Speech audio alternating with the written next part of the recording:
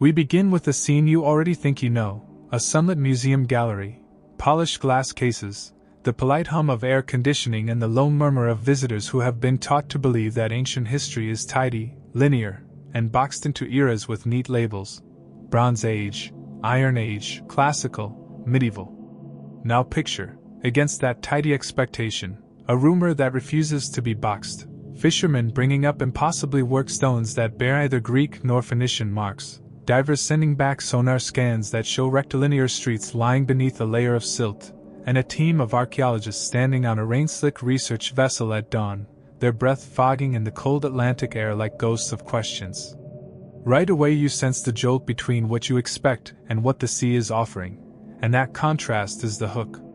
I promise you something big in this film: discoveries that force us to rethink timelines, trade routes, and even the stories we tuck into bedtime myths. We will follow the science and the scandal, the artifacts and the folklore, and we will listen to the stubborn gaps where evidence has not yet filled the silence. We will ask, together, why some stories persist and why some secrets surface now. This is not sensationalism for its own sake. This is curiosity with teeth. You and I will walk the foggy shoreline, peer into bathymetric maps glowing on laptops, read the faded ink of a 19th century sea captain's log, and stand before the mute testimony of stone. I will not hand you a tidy answer at the end. I will hand you evidence, hypotheses, and the space to decide. Picture yourself leaning forward in the dark of your room, headphones sealing the world away, as the narrator, that is, I, begins to unspool a map of possibility. The voice is neither shrill nor timid, it is confident, careful, and human, addressing you directly because these mysteries matter to us, to our sense of origin, place, and wonder. We begin, then, with a scene of contradiction, an ordinary port town where grandfathers once told children about a drowned street of pillars, and now, in the age of satellite imaging and DNA sequencing, we have the tools to test those tales. The contradiction is delicious: oral memory preserved in the gray salt of fishing lore, and modern instruments humming beneath the hull of research vessels. You will hear dates, precise, not flippant, like ca. 2200 to 1900 BC for a drowned occupation horizon. Radiocarbon ranges from shell samples that narrow down construction events to within a century, and isotopic traces that point to diets richer in imported fish than local species, suggesting maritime trade networks. You will also hear the human voices: skeptical hydrographers, optimistic local historians, cautious conservators. Each voice brings data and doubt in equal measure. We begin by promising large revelations because the artifacts in question are not trivial. Statuary fragments carved in basalt unlike any local geology, a cache of ingots whose lead isotopes trace back to a copper source thousands of miles away, and what appears to be a central plaza, a deliberate public space that implies complex social organization. These are the kinds of discoveries that, taken together, ask uncomfortable and exhilarating questions about contact, migration, and the movement of ideas. At the same time, we must ask, how much do we let myth shape interpretation? Atlantis, after all, has always sat at the crossroads of science and story, a name carrying the weight of Plato's imagery and 1,000 later imaginations. Plato's account, his dialogues placing the story 9,000 years before Solon, has been used as both anchor and anachronism. Today, with calibrated dating methods, we cannot accept Plato as a chronological record any more than we can ignore the power of myth to hold kernels of memory. So we proceed with healthy skepticism and luminous wonder. We will follow the data, but we will also follow the human need to narrate, to imagine giants and kings, to assign meaning to jagged coastlines and missing people. Now imagine this first chapter as if you are standing on a cliff at sunrise, fog clinging to the fields below, gull calls slicing the air, the sea below carrying a silence thick as velvet. The research vessel bobs at anchor a mile offshore. Sonar technicians show you a black and white image of right-angled features that look eerily like roads. There is an audible intake of breath in the control room. You and I know that the sea plays tricks, that sonar returns can be ambiguous, that natural formations can mimic human architecture. But we also know that modern interdisciplinary teams exist precisely to test the ambiguous. Divers take samples. Tiny fragments that might be pottery are dredged up. A single flake of heat-altered clay yields, under microscope, impressions of cordage, the imprint of woven matting. In a world where tactile human traces are precious, that flake is a gem. And from those data points, a sonar line here, a radiocarbon date there, a strontium ratio that suggests long-distance trade, we begin to assemble a new narrative about a place where the ocean has kept secrets for millennia. But here's where it gets tricky. Every time a claim of an Atlantean link is made, the field convulses between fervor and dismissal. Headlines want a simple hook, scholars want nuance. Scientific boards ask for peer review, the internet demands spectacle. Still, for all the evidence we can gather, gaps remain that can be filled by attractive but risky interpretations. Giants who walked the tiled streets, civilizations that vanished in a single cataclysm, secret keepers who sank their city out of shame. We will entertain those narratives because they are part of how people make sense of the unknown, but we will weigh them against measurable data, and we will give you the tools to weigh them too. As we proceed through the next hours together, expect to move from the micro to the macro, from the grit of pottery to the sweep of oceanic currents, from the chemistry of metal to the politics of ancient trade. Expect to meet DNA analysts who sequence ancient bone fragments and find surprising ancestry signals, geomorphologists who reconstruct landscapes now submerged, linguists who point out echoes of words in broken inscriptions, and storytellers, fishermen, grandmothers, local guides, who insist the sea confesses its past if you listen slowly. In the background of all of this is the modern urgency to conserve. The sites we examine are fragile, subject to trawling, development, and the slow, unhurried erasure of time. There is ethical weight to every dredge and every click of a camera. Who owns history? Who tells it? And how should we protect it? It is one thing to unearth an object. It is another to ensure communities are partners, not footnotes. So as we move forward, I will remind you of the human cost and benefit of discovery. You and I will keep asking the crucial question, why does this matter? It matters because these are stories about who we are and how we connected long before globalized modernity. These are stories about vessels crossing oceans, ideas hitchhiking on trade goods, and communities being woven together by exchange, love, and sometimes conflict.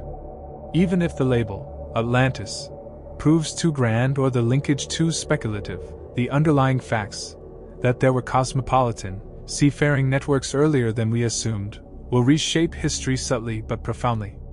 Now, let us step from the broad horizon into the first sight, and imagine ourselves walking the foggy trail at dawn toward a stretch of shoreline where, off the submerged plateau near the Azorian Ridge, a field of standing stones and terraces lies hidden beneath 5 to 9 meters of water, a site that suggests intentional urban planning and hints at a maritime culture older than previously credited in this latitude. The sonar images arrive like a surprise telegram, rectilinear features, alignments that repeat at regular intervals, and clusters that could be building foundations. When divers return with fragments, they describe a peculiar basalt with tool marks inconsistent with known local quarrying. Radiocarbon dates from charred shell samples pulled from a consolidated occupation layer return a range centering on ca 2200 to 2000 BCE. That range is striking. It sits in the late early Bronze Age, a period when societies in the Mediterranean were already practicing advanced metallurgy and long-distance exchange, but the North Atlantic has typically been considered peripheral to those networks. If this site represents a permanent or seasonal urban center at that time, then our map of early maritime activity must expand. The artifacts recovered so far are tantalizingly inconclusive and richly suggestive, fragments of pottery with a burnished dark slip that resembles, at least superficially, pottery styles from the Western Mediterranean, a carved stone panel etched with a frieze of concentric circles and straight lines, motifs that could be symbolic, calendrical, or purely decorative. And a set of copper alloy ingots whose lead isotope signatures are inconsistent with local ores and instead point to far-flung sources, perhaps the Iberian Peninsula or even the Aegean. Now, here's where it gets tricky. One interpretation suggests this site was a maritime entrepot, a hub where Atlantic sailors met Mediterranean merchants, exchanging goods, stories, and technologies. Another argues for a local maritime polity that independently developed complex urban traits and crafted standardized building methods. A third, more radical hypothesis reads the site as an outpost of skilled seafarers from the eastern Mediterranean who voyaged farther than current models imagine. Each theory carries implications for human mobility, the diffusion of metallurgy, and the timing of seafaring innovation. The mythic layer is irresistible. Could this be part of a memory that later became Plato's image of a powerful island society that traded widely? Picture yourself walking the foggy trail at dawn, boots sinking into salt-soaked peat, gulls wheeling overhead, the exposed stone glinting when a shaft of light breaks through low cloud. Divers bring you a carved object, a stylized human face with exaggerated eyes, and you can almost feel the hands that shaped it millennia ago. You listen to a local elder who says his grandfather once told of a row of pillars like a street that a great storm revealed in his youth. You stand before these images and the hard science and feel a very human shiver. What did those people believe? How did they organize their lives around the sea? Still, for all the evidence of construction and exchange, we still don't know whether this place was home to a single cultural identity or a crossroads where many peoples met and mixed. We still don't know how it fit into larger climatic events, whether a sudden sea level rise or a series of violent storms contributed to its submergence, nor do we yet understand the social dynamics that would allow for monumental construction in an Atlantic setting at such an early date. But the data insist on attention: measured terraces, aligned stones that imply streets or processional ways, and isotopic fingerprints that whisper of them standing in a web of exchange. Now, let's be fair. Some critics warn that underwater geologies can create patterns that look architectural, that speakers of pattern finding are notoriously optimistic, and that the archaeological community has been burned before by wishful linking to Atlantis. Those cautions matter. Still, when multiple lines of evidence, sonar, sediment cores, radiocarbon, and metallurgy, intersect, it becomes difficult to dismiss the possibility of a remarkable human presence here. Imagine the soundscape: the creak of rope, the slap of oarlocks, the vector of foreign voices trading in a market built under a cold Atlantic sun. The discovery is a puzzle piece that insists we think bigger about ancient maritime networks, and it invites you to imagine giants of commerce striding along basalt streets, their conversations carried by wind across waves. We still don't know the names those people called themselves, the gods they prayed to at dusk, or the exact causes that led their settlement to sink beneath the tide, but every recovered shard tightens the thread of possibility and pulls us toward a richer understanding of humanity's sea-facing past. In the shallow lagoon off an island chain farther south, a cluster of megalithic monoliths emerges from the silt like the ribs of a sleeping beast, upright stones that form concentric rings and deliberate alignments, suggestive of ritual space rather than domestic architecture. The standing stones are carved with linear notations that some epigraphers see as protoscript, featuring repeated symbols that could be clan insignia, lunar markers, or a form of accounting. Samples from mollusks embedded at the base of these stones produce radiocarbon results clustering around ca 1850 to 1600 BCE, indicating sustained human activity across centuries.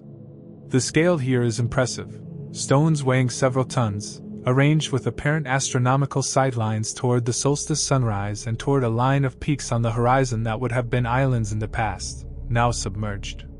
One theory holds that this was a ceremonial center for a maritime confederation that used rites to regulate seasonal migrations of fish and to formalize trade agreements. Another posits that the stones are boundary markers installed by a mobile seafaring group to claim resource rights over a wide area of ocean, a kind of prehistoric maritime law. A third, darker hypothesis reads the stones as memorials to lost kin, cenotaphs for sailors who never returned, and argues that the repeated symbols might be genealogical markers. Add mythic color and local tales about giants who set stones like pebbles, and you generate image after image: enormous hands placing megaliths, drums echoing through the night, a priesthood reading the sea by the flight patterns of gulls. Still, the sober scientist in the room asks for proof of ritual use. Microresidue analysis on stone surfaces shows traces of ochre and plant wax, which suggest offerings or combusted incense. while phytolith samples indicate the presence of maritime algae used in ceremonial bindings. Picture yourself at twilight, walking between the standing stones, your torchlight flickering on weathered script, the air smelling of brine and smoke, as a scholar traces the line of an alignment with a rod and declares that on the morning of the solstice a shaft of light will fall exactly between two monoliths. You imagine people gathered there in ceremonial robes, the sound of chanting carrying across water. But here's where it gets tricky. Are we projecting ritual onto practical markers? Could these alignments instead be aids for navigation, sighting lines to help ancient sailors find safe passage through treacherous shoals? Are the repeated symbols communal brands rather than sacred text? And what of the link to myths of lost tribes, oral traditions that insist an entire people went under the water after offending a god? Is that memory of a real event, a moral tale that grew in the telling, or a poetic aftershock of later catastrophes?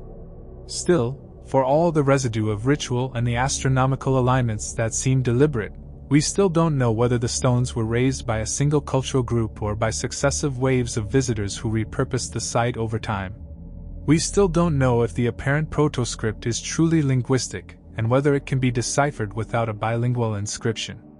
We still don't know whether the stones marked a legal jurisdiction of sea lanes or a sacred center where the living negotiated with the dead. Yet each layer of analysis, sedimentology revealing construction phases, osteology of small bone fragments showing a diet rich in migratory species, and microscopic traces of plant oils used in offerings, moves us closer to a human story that is both ordinary and mythic, a people who engage with the ocean in structured, symbolic ways.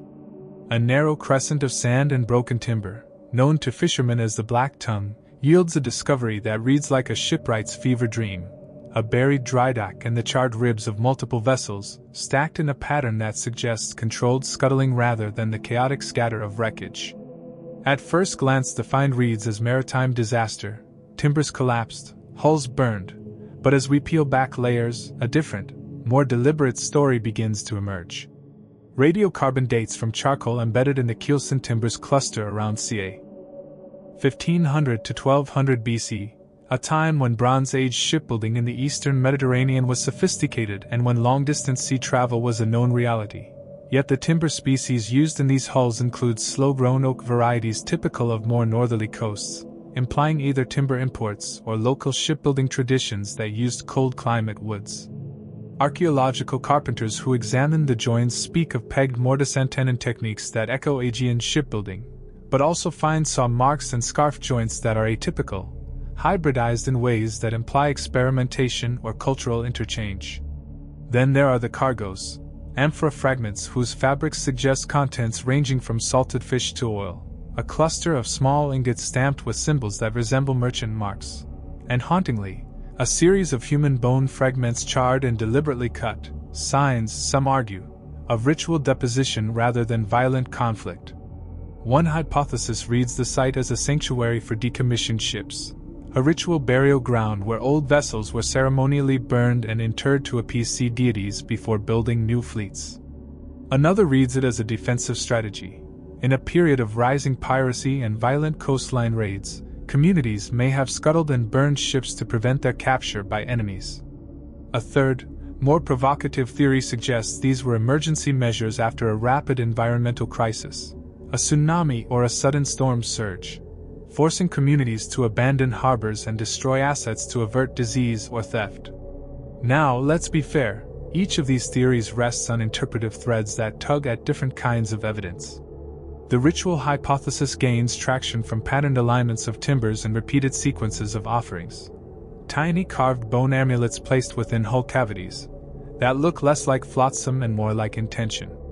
The defensive hypothesis leans on nearby fortifications and cut marks on timbers suggesting hurried disassembly. The environmental collapse theory points to thick layers of marine silt deposited abruptly over occupation surfaces and to pollen records that show sudden changes in coastal vegetation. Still, for all the intriguing signals, the human question remains: who decided a ship should die a certain kind of death, and why?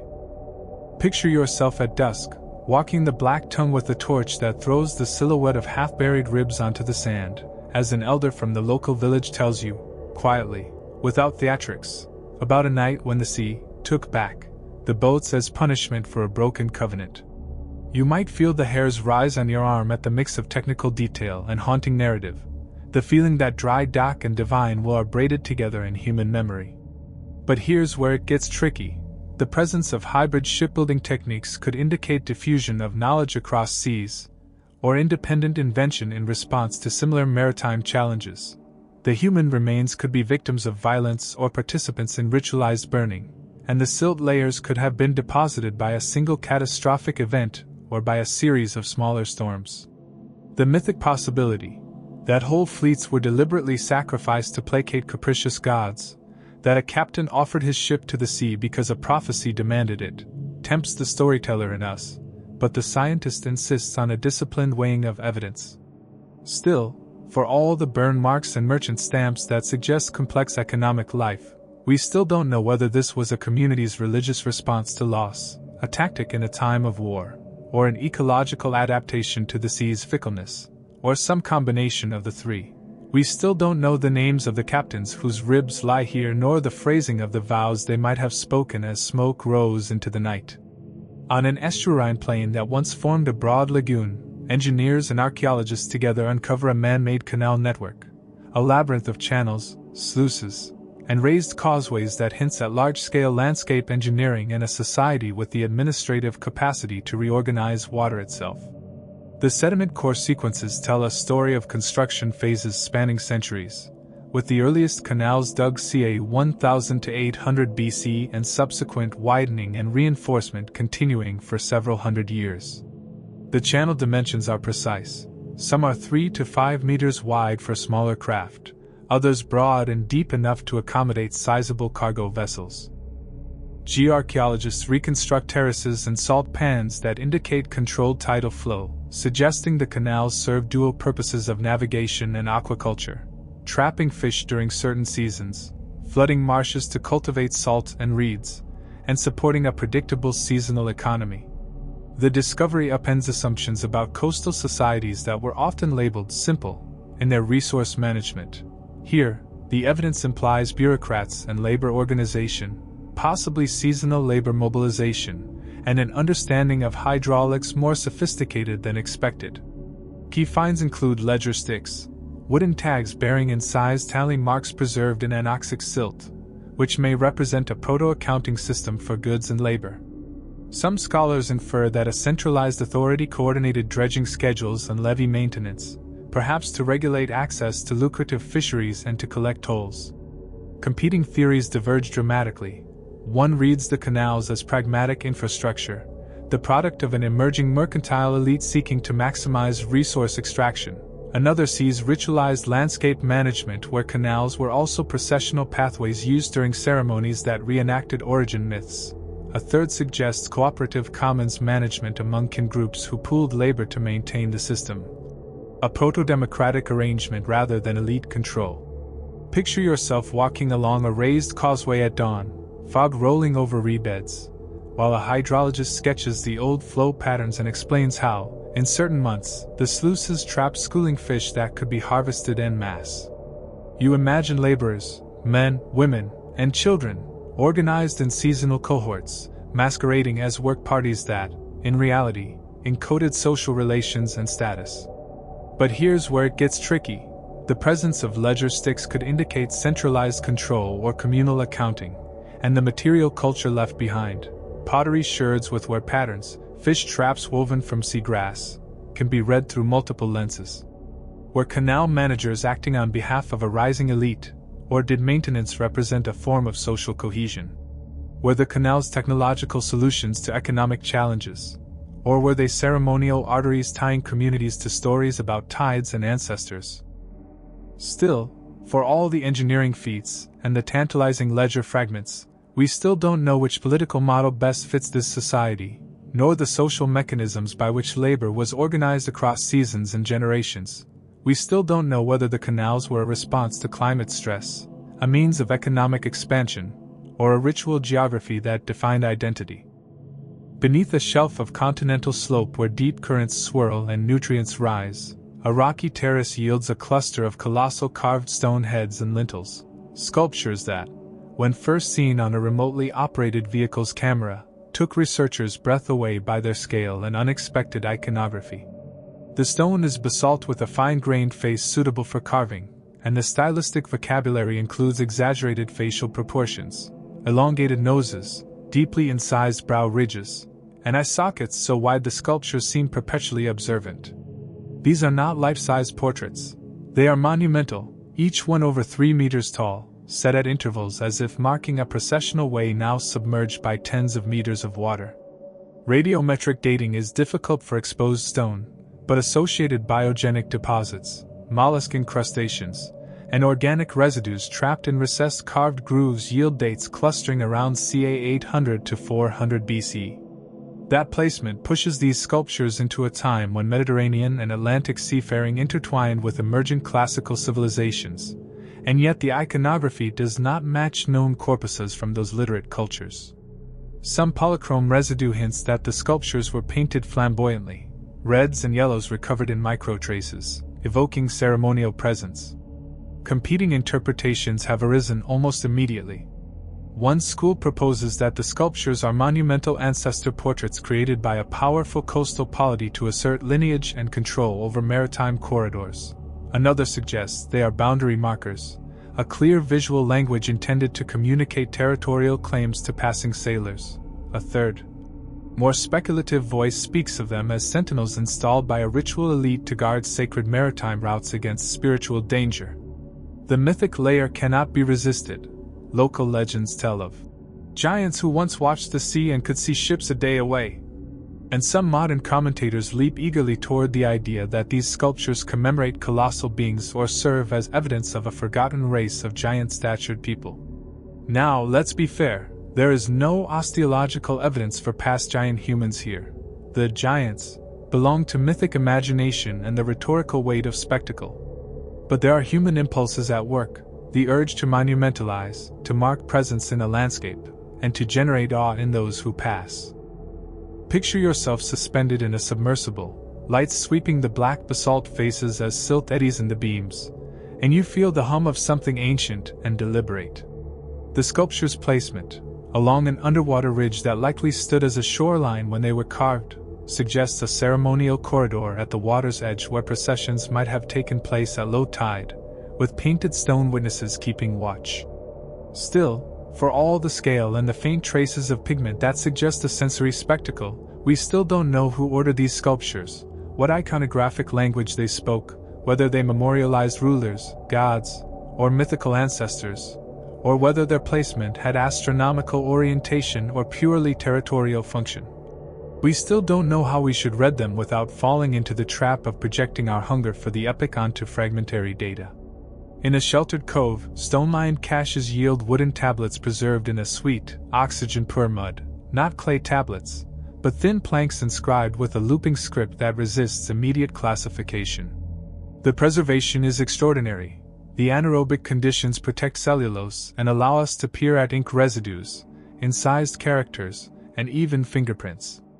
Radiocarbon dates from the wood place these texts around ca 700 to 500 BC, a period bridging late Iron Age developments and the expansion of alphabetic scripts in the Mediterranean. Paleographers eagerly propose 3 main lines of interpretation.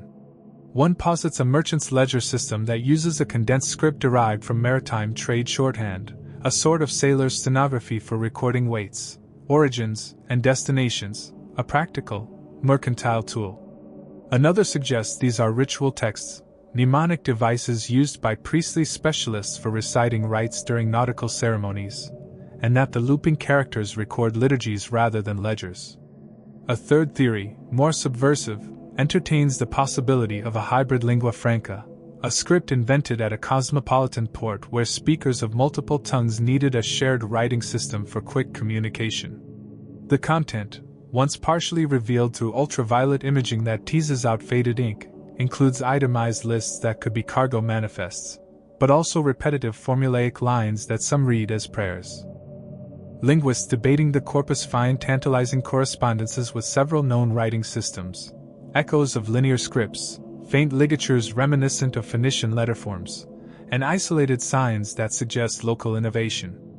Now, here's where it gets tricky. Scripts are social technologies that can serve multiple functions simultaneously, and it is possible these wooden tablets are both ledger and liturgy, the work of merchant priests who combined economic and sacred authority. The presence of deliberate corrections and double-inked characters suggests active use, not funerary caching, which argues for living transactional contexts. Picture yourself at the conservation table, wearing cotton gloves as a conservator gently teases loose fibers and a UV lamp reveals faded ink like a ghost light bringing words back to life, while a philologist murmurs about possible roots and shared derivations. You imagine coastal scribes, their hands stained with ink, their speech full of loan words, recording the comings and goings of ships in a script that could have been taught across generations of sailors. Yet urgency and caution mingle. The temptation to declare a Rosetta Stone is strong, but the sample size is small and the inscriptions fragmentary. Still, for all the potential to rewrite our understanding of maritime literacy, we still don't know whether this script ever standardized into a broader writing tradition, whether it recorded purely economic transactions or embedded ritual authority, or whether it represents a local innovation that never spread beyond the cove's immediate networks. We still don't know what those repeated signs meant in the minds of those who wrote them nor how literacy was distributed socially among seafarers. Far from these coastal wonders, in a volcanic archipelago whose central lagoon has long been wrapped in weather myth and taboo, divers uncover an anomalous assemblage of animal remains and human-made objects, an earthen mound that, when cored, reveals alternating layers of volcanic ash and cultural material. The ash layers allow for precise tephrochronology, anchoring human activity to volcanic episodes that we can date exceptionally well. One such ash horizon corresponds to a dated eruption at ca. 535 BC, plunging the landscape into temporary darkness and disarray. Within the human layers bracketing the eruption, archaeologists find modified skeletal remains that at first glance inspire ghost stories, elongated bone fragments, unusually large petrosal elements, and burial positions accompanied by oversized artifacts. Some early commentators rushed to whisper about giants, but here our approach must be more methodical. Osteologists who examine the remains emphasize that unusual bone morphology can result from cultural practices, intentional cranial shaping, dietary deficiencies that affect bone density, or taphonomic processes that distort size. Yet the cultural assemblage is unmistakable. Extraordinarily large stone tools, massive ceremonial masks, and a concentration of worked whale bone that implies large-scale hunting or ritual usage. Competing theories swirl. One proposes that ritualized manipulation of human bodies, binding, artificial elongation, or selective deposition, gave rise to extraordinary skeletal proportions visible in the archaeological record. Another suggests the presence of tall-statured populations, perhaps the result of genetic admixture from a migrating group with different stature averages. A third, more symbolic thesis views the giants as metaphorical, material expressions of social memory that celebrate an ancestral heroism, made physically large through grand artifacts rather than through real giant bodies. Picture yourself standing on the rim of the lagoon, feeling the heat of volcanic glass underfoot, as a local storyteller recounts a tale of a people who were bigger and who could lift canoes with their hands. You can see why myth and material feed each other. The presence of outsized objects invites the mind to imagine outsized bodies. Still, for all the theatrical appeal of giants, a theme that animates human imagination across cultures, we still don't know whether these bones reflect true physiological gigantism, culturally induced modification, or symbolic performance that use scale to confer meaning. We still don't know how much of the giant narrative is later poeticization of more prosaic demographic and ritual realities. We have now moved through 6 distinct threads: a submerged urban plan on a basalt plateau, megalithic ritual rings, burned shipyards of uncertain purpose, engineered canal networks, monumental sentinels on a deep terrace, and fragile wooden tablets that whisper of literacy.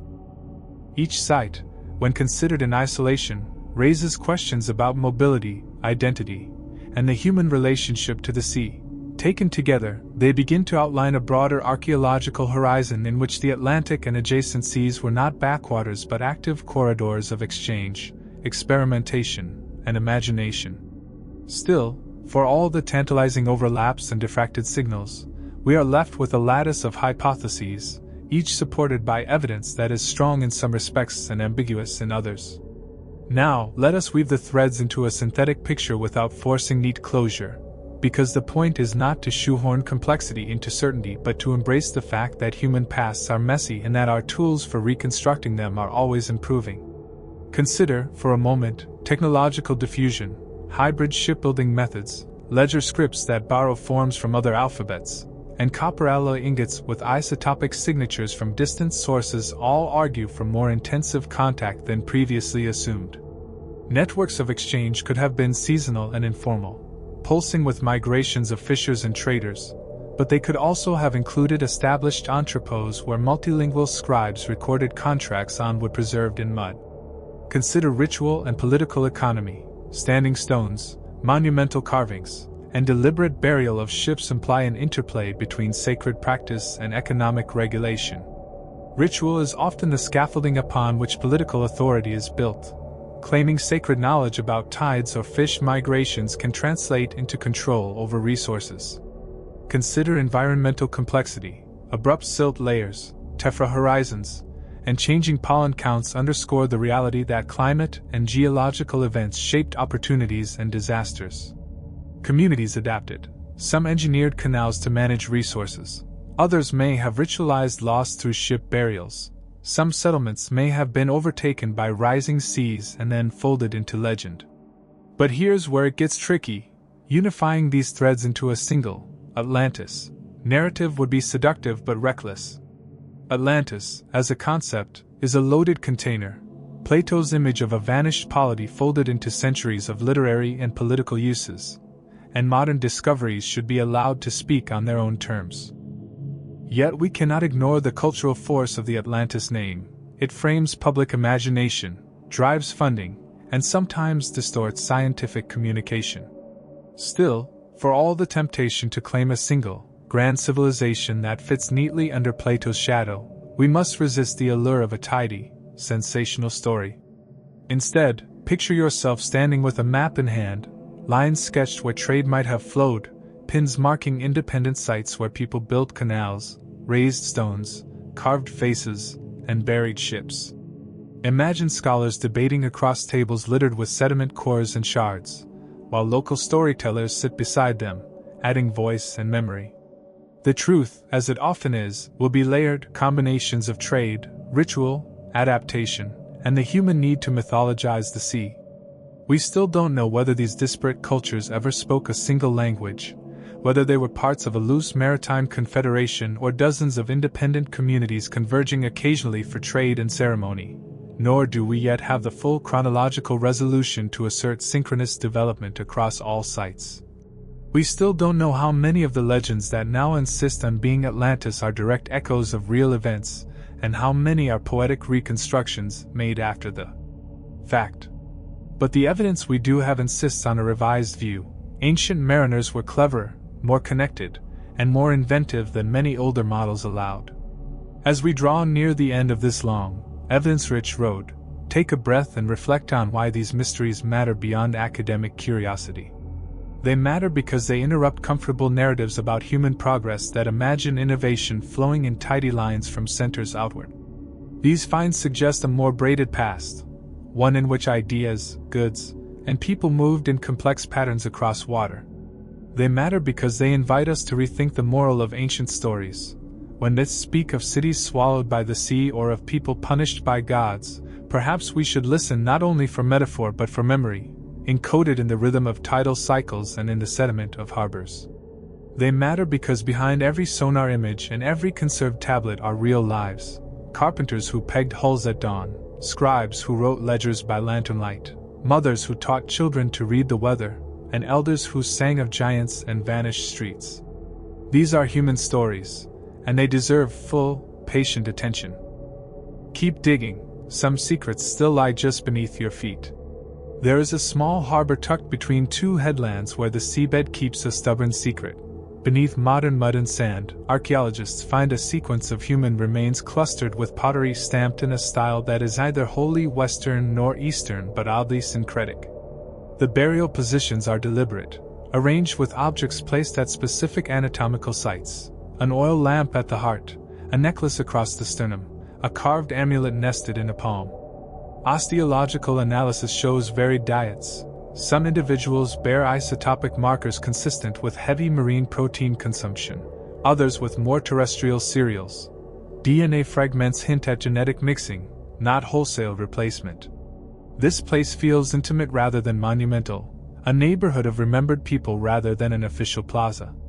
One persuasive theory suggests this was a portside quarter where immigrant sailors and local families intermarried, creating a multicultural microcosm whose funerary practices blended traditions into new forms. A rival interpretation reads the burials as the remains of a disaster, a sudden epidemic, or a violent raid, leading to hurried but respectful interment without full ritual trappings. A third interpretation reads the careful placement of objects as evidence of occultic practice, a belief in the protective power of specific goods placed on the body to guide the deceased's passage to the sea gods. Picture yourself at twilight, tracing with gloved fingers the curve of a tiny carved fish set on a bone as if the hand that placed it reached across millennia.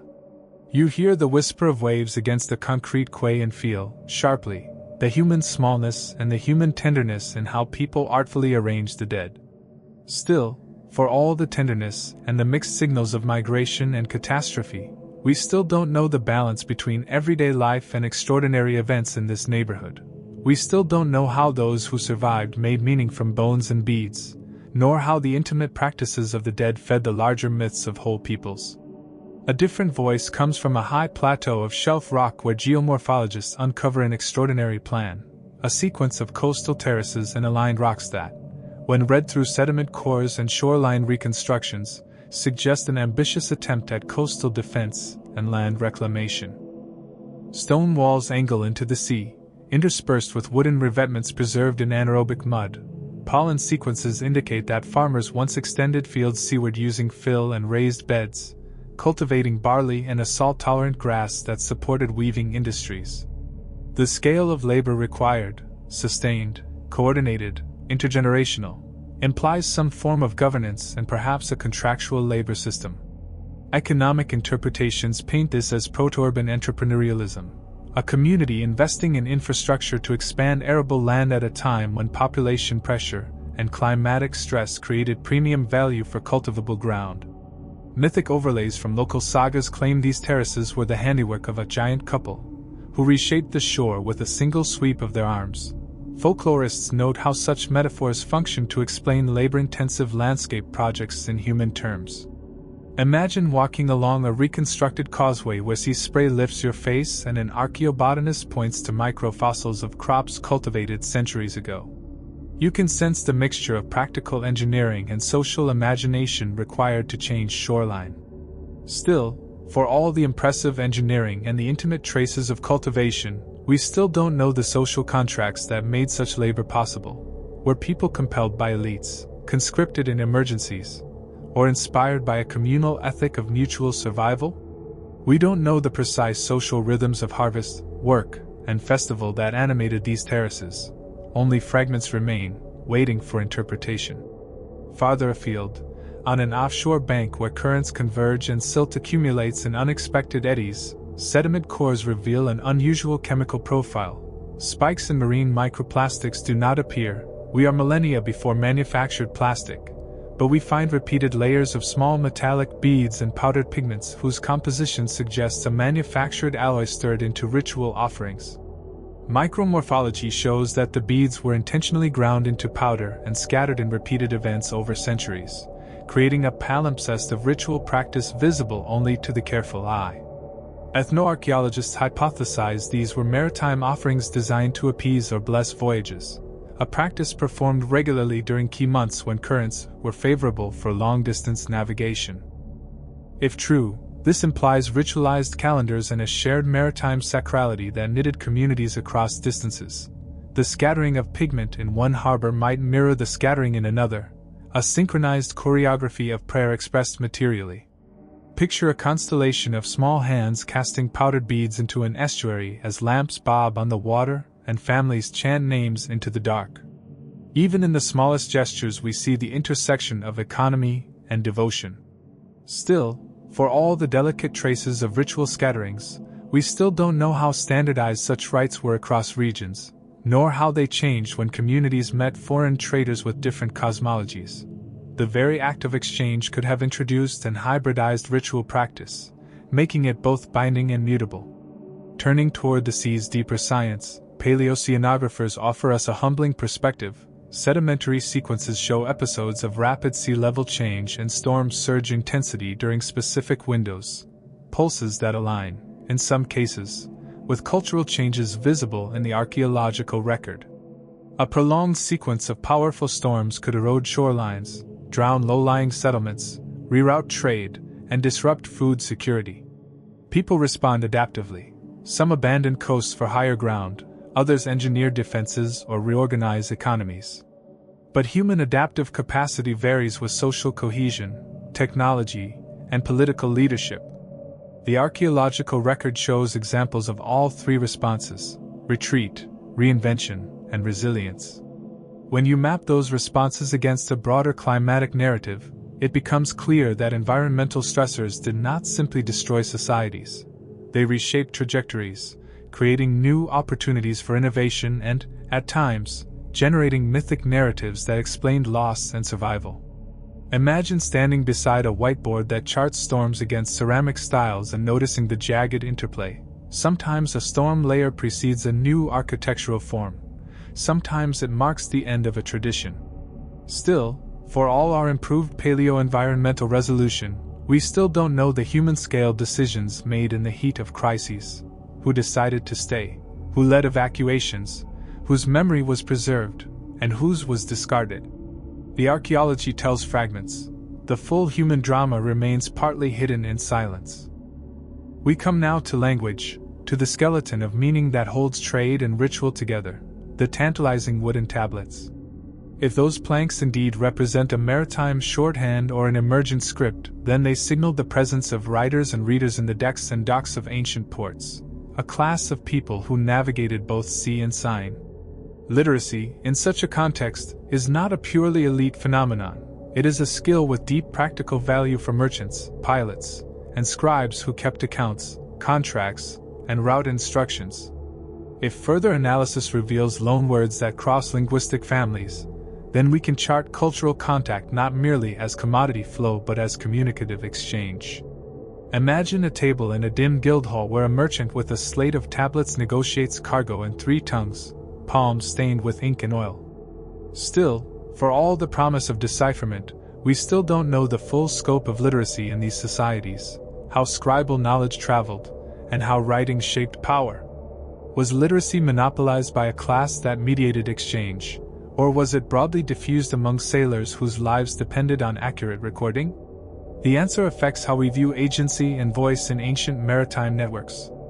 Finally, we must face the most seductive question: can we, with scientific rigor, label any of this Atlantis? Plato's tale is an imaginative force that has cast a long shadow over centuries of speculation and scholarship. But the evidence we have assembled does not point to one monolithic empire sinking under a single catastrophe.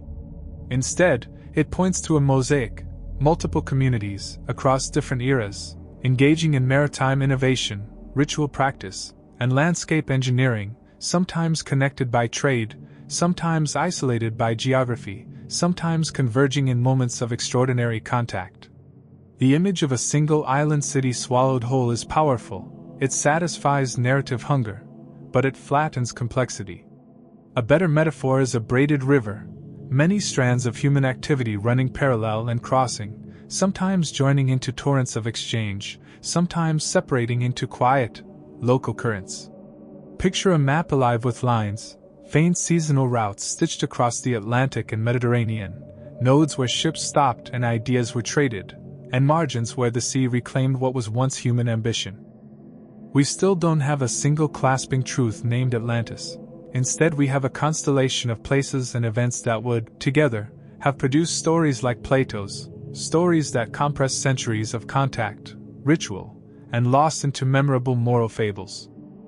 What then is the ethical work of archaeologists, of storytellers, of you and I hearing these tales? It is to balance all with care. When we uncover a carved face or read a faded line on wood, we must resist the cheap glow of spectacle and instead practice the slow craft of interpretation, peer-reviewed analysis, community partnership, and public communication that does not shrink the past to a headline. The people who lived in these places were not props for our stories. They were actors with desires, fears, household economies, and cosmologies. When we excavate, we must also listen to local oral histories, to fishermen whose nets sometimes trawl up old stones, and to descendants whose family narratives may entwine with the artifacts we unearth. This is responsibility. Imagine archaeologists inviting local communities onto research vessels, sharing data openly, and co-curating museum exhibits that respect custodial rights and cultural heritage. That is how ancient truths become shared wealth rather than trophies. Still, even with best intentions, we will face contested meanings and political pressures. The name, Atlantis, will always tempt the sensational, and we must guard against simplifying complex human pasts to gratify contemporary appetites. So what have we learned on this journey across submerged plazas, standing stones, burned docks, engineered canals, monumental sentinels, wooden scripts, and intimate burial quarters? We have learned that the sea is a medium of connection as well as loss, that ancient people engaged with water not as a passive background but as a dynamic actor shaping politics, economy, and ritual, that hybrid technologies and languages arose in places where people met and worked together, and that myths of drowned cities are not simply fancy but often the long shadows of persistent human experiences with rising waters, violent storms, and the fragile finitude of settlement. We have learned that evidence wants to be heard in multiple voices, the quiet voice of sediment cores and the eloquent voice of local storytellers, and that only in the polyphony of these voices do we begin to approach a fuller truth. And what remains unsolved? So much. We still don't have the chronological resolution to assert synchronous development across every site. We still don't know the precise political structures that coordinated canal digging or ship burials. We still don't have a Rosetta-like inscription that will unlock the wooden script entirely. We still lack broad genomic samples that would map the true extent of migration. We still don't know the individual names and daily words of people whose hands shaped the pottery and whose breath condensed in the mist over harbor water. Those absences are not failures. They are invitations. They invite more careful excavation, multidisciplinary cooperation, and a humility that recognizes how much the sea keeps and how much it gives. So what, finally, should you take home from this long and sometimes strange story? First, that history is not a closed book. It is a living archive waiting to be read with ever better tools and ever greater empathy. Second, that myth and science are not enemies. They are different languages trying to speak to the same human curiosity. When myths of drowned cities persist, they often do so because they encode human responses to ecological change, conflict, and cultural contact. Third, that our own era must listen to these old stories with a new kind of attention, not to crown a sensational claim but to understand the consequences of sea level change, of displacement, and of cultural resilience. These ancient people remind us that adaptation is possible but costly, that innovation often emerges out of crisis, and that the human capacity for ritual and narrative is central to survival. Keep digging, some secrets still lie just beneath your feet.